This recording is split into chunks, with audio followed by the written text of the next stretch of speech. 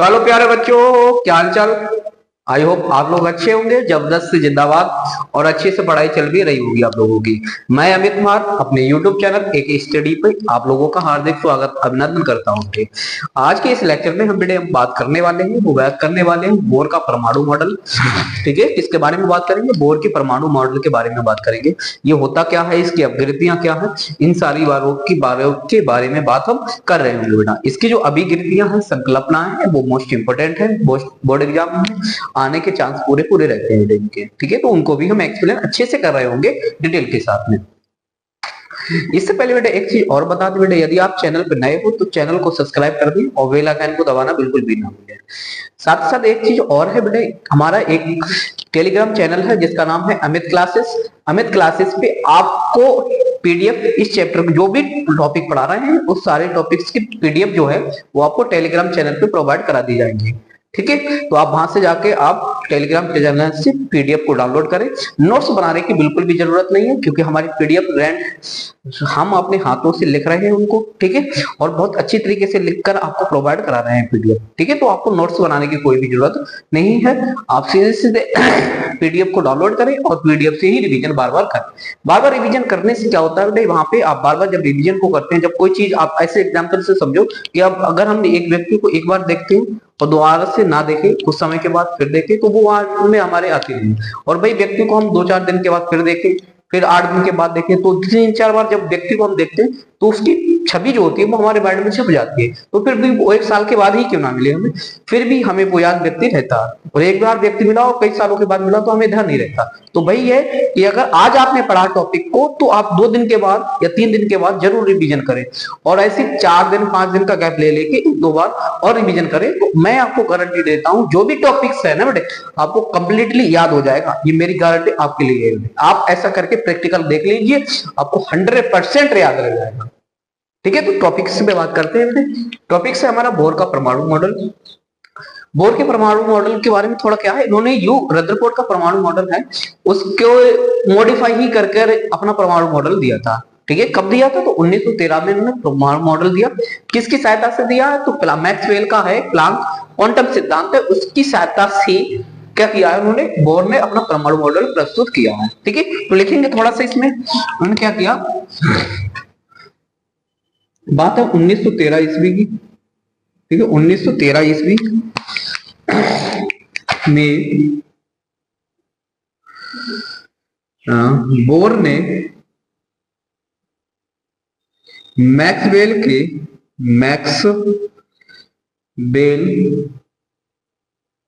के परमाणु मॉडल के क्वांटम सिद्धांत का क्वांटम सिद्धांत का क्या किया है बेटा, उन्होंने अपने में समावेश किया है। समावेश करके एवं रदरफोर्ड की इसमें कमियां उन्होंने दूर करी है। रदरफोर्ड की कमियों को दूर कर को क्या किया है, यहाँ पे दूर किया है। कमियों को दूर कर के एक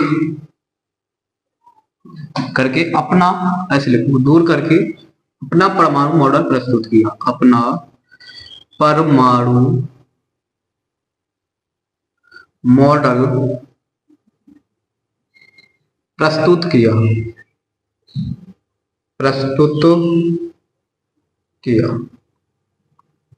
ठीक है, अपना परमाणु मॉडल इन्होंने क्या किया, फिर बाद में इन्होंने अपना परमाणु जो मॉडल है वो प्रस्तुत किया। ठीक है, अब पढ़ेंगे अपने हमें बोर की अपग्रतियां। बोर के परमाणु मॉडल की, बोर के परमाणु मॉडल की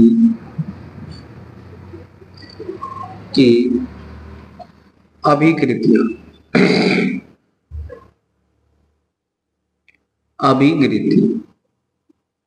ठीक है, तो देखते हैं कमेंट बॉक्स में बेटा कौन कौन बता सकता है कि अपग्रति का दूसरा नाम जो है वो क्या होता है। बता सकता है कोई? बताओ कि परमाणु मॉडल की अपग्रतियां हैं उनका दूसरा नाम क्या होता है?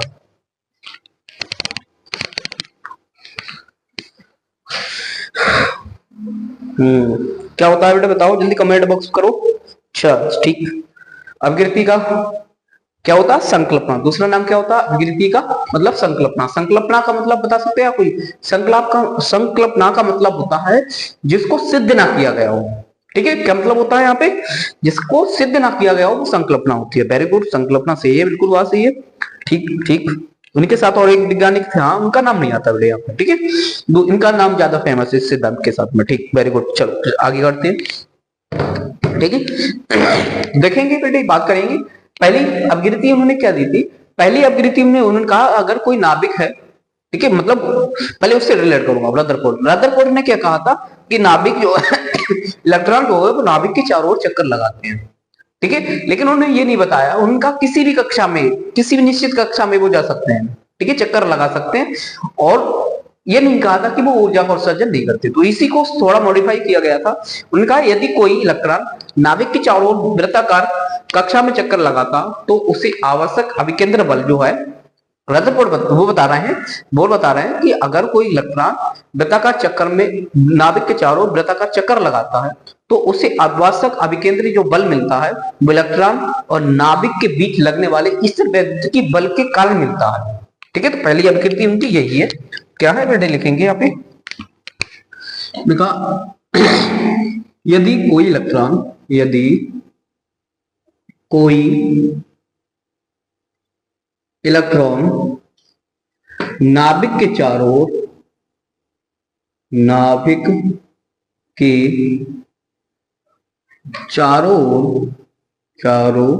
ओर वृत्ताकार मार्ग पर चक्कर लगाता है,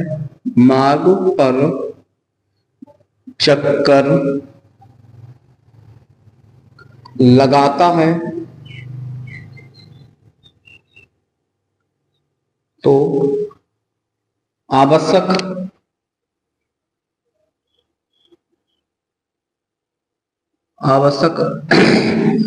अभिकेंद्र बल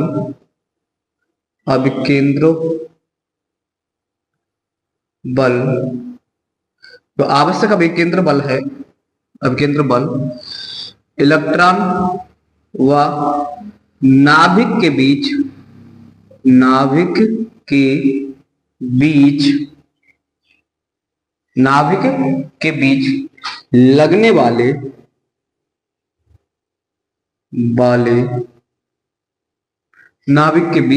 लगने वाले स्तर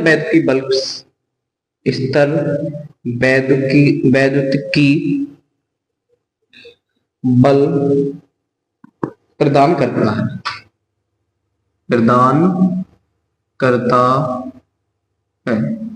ठीक है, ये बताया थर्ड यहाँ पे। समझेंगे थोड़ा सा और? जैसे मैं नाभिक की बात करता हूँ बेटे यहाँ पे, अरे ये तो मार्कर ही नहीं चल रहा है। जैसे बेटे ये नाभिक है मेरे पास, ठीक है, और यहाँ पे एक इलेक्ट्रॉन है, ठीक है, तो इस पर आवेश E होगा और इस पर ZE होगा। तब लगने वाला स्तर वैद्युतिक बल क्या होगा वो देखेंगे। तो होगा बेटे यहाँ पे K ZE और E बटे का RN होगा। मैं यहाँ की त्रिज्या मान लेता हूँ, ये इलेक्ट्रॉन जो है RN त्रिज्या में गति कर रहा है। ठीक है, तो क्या होगा बेटा यहाँ पे स्तर वैद्युतिक बल जो होगा वो ये होगा। ठीक, और मान के चलता हूं थोड़ा सा, क्या और मान के लेता हूं कि इलेक्ट्रॉन जो है, इलेक्ट्रॉन NB कक्षा में BN वेग से चाल से गति करता है।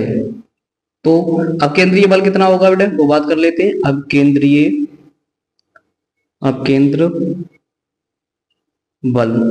जो बल होगा बेटा वो कितना होगा वो पता कर लेंगे। तो अब केंद्रीय बल जो होगा वो होगा एफ सी बराबर एम बी एन का स्क्वायर बटे का आर एन का। ठीक है, और आपको अब ये मैंने यहाँ पे ऊपर लिखा हुआ है कि स्थिरवैद्युतीय बल ही क्या करता है, अभिकेंद्रीय बल प्रदान करता है। तो इनका, इसका मान, इस बल का और इस बल का तुलना कर लेते हैं बेटे। तो जब हम तुलना करेंगे तो क्या होगा, मतलब होगा एफ ई बराबर एफ सी क्यू होगा। ठीक है, इतना ही काफी है बेटे कि एक्सप्लेन इनकी वैल्यू प्रिडिक्ट करके एक्सप्लेन करेंगे तो आ जाएगा। ठीक है, और भी एक्सप्लेन हो सकता है। ठीक है, इतना काफी है। ठीक है, तो ये होगा। एक तो इनकी संकल्पना अभिकृति ये वाली थी, दूसरी क्या थी वो चीज समझेंगे। दूसरी क्या थी इनकी,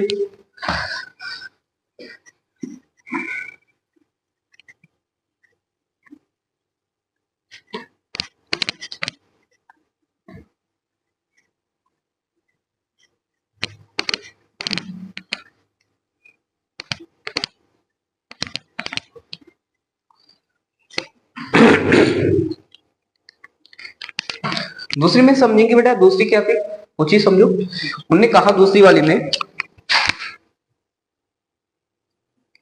उन्होंने कहा कि इलेक्ट्रॉन केवल उन्हीं स्थायी कक्षाओं में गति करते हैं जिनका कोणीय संवेग जो होता है वो h बटे 2 पाई के वर्ग का पूर्ण गुणज होता है। क्या बताया था उनका, जो इलेक्ट्रॉन वो उन्हीं स्थायी कक्षाओं में क्या करते हैं, गति करते हैं जिनका कोणीय संवेग h बटे के 2 पाई का पूर्ण गुणज होता है। ठीक है, दूसरी ही वाली थी उनकी संकल्पना। लिखेंगे इलेक्ट्रॉन केवल उन्हीं कक्षाओं में, उन्हीं कक्षाओं में, इलेक्ट्रॉन केवल उन्हीं कक्षाओं में गति कर सकता है, कर सकता है जिनका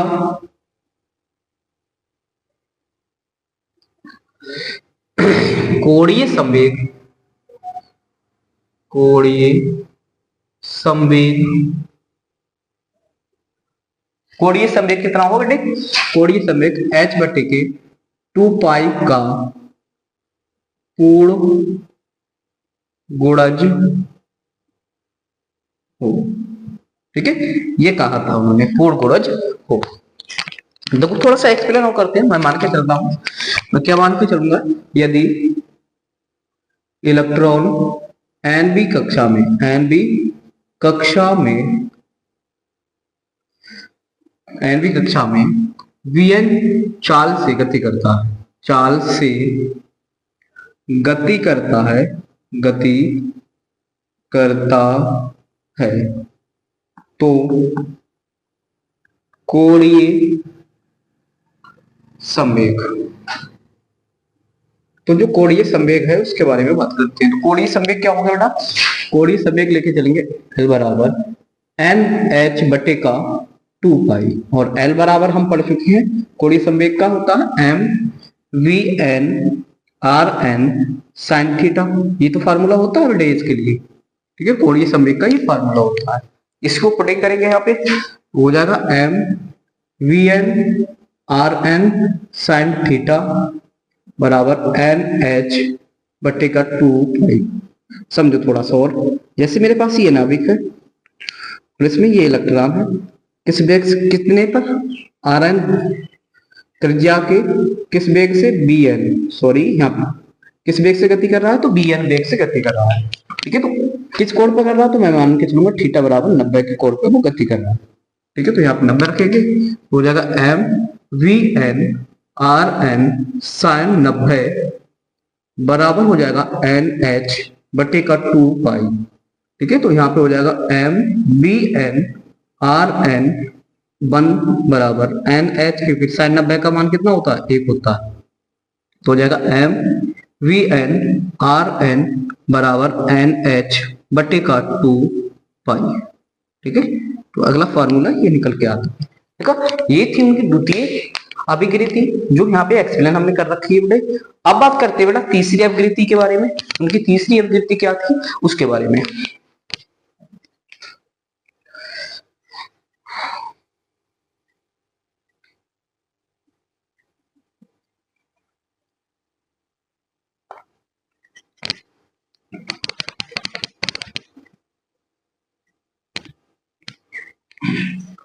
समझेंगे ध्यान से बड़े तीसरी अपकृति के बारे में।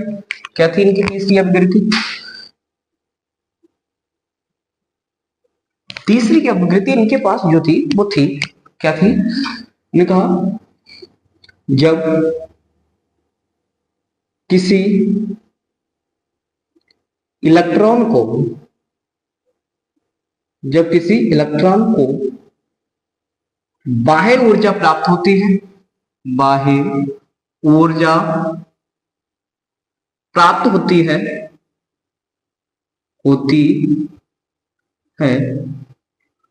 तो वह अपनी मूल अवस्था से, कौन सी अवस्था से बेटे? मूल अवस्था से। डायग्राम के थ्रू समझाऊंगा बेटे कौन सी अवस्था होगी। मूल अवस्था से उत्तेजित अवस्था में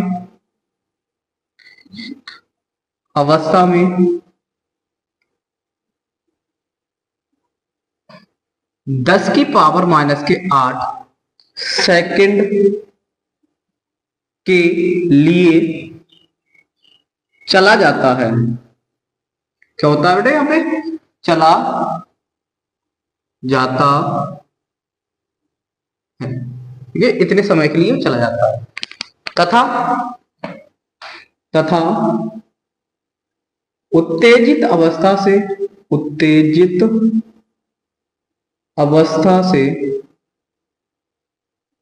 से मूल अवस्था में आते समय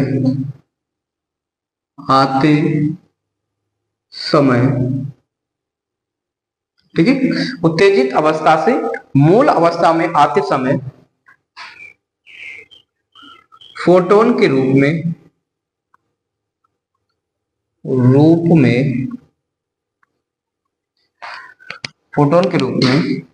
प्रकाश उत्सर्जित करता है।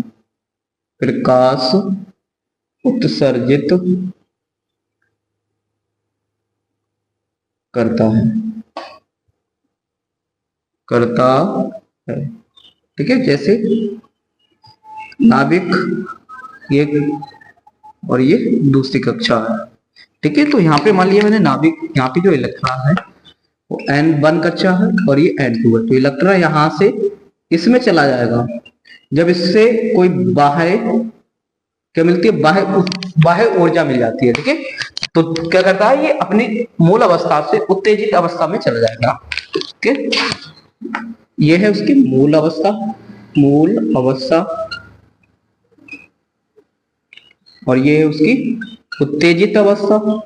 और कितने सेकंड के लिए जाएगा? जैसे मैंने यहाँ पे मेंशन भी कर रखा, इतने समय के उत्तेजित अवस्था। और उस उत्तेजित अवस्था में जब मूल अवस्था में आता है तो प्रकाश ऊर्जा उत्सर्जित करते हुए आता है, ठीक है। तो बेटा ये थी उनकी बोर की संकल्पना, ठीक है। तीनों संकल्पनाएं के बारे में बोर परमाणु मॉडल को मैंने एक्सप्लेन कर दिया। यहाँ पे मोस्ट इंपोर्टेंट एक्सप्लेन किया गया, मोस्ट इंपोर्टेंट टॉपिक्स है, ठीक है। तो आप अच्छे से एक बार फिर से वीडियो को रिकैप करके देख सकते हैं, ठीक है। तो आज के लिए जय इतना ही, हम मिलते हैं कल नेक्स्ट वीडियो में। तब तक के लिए जय हिंद, जय भारत।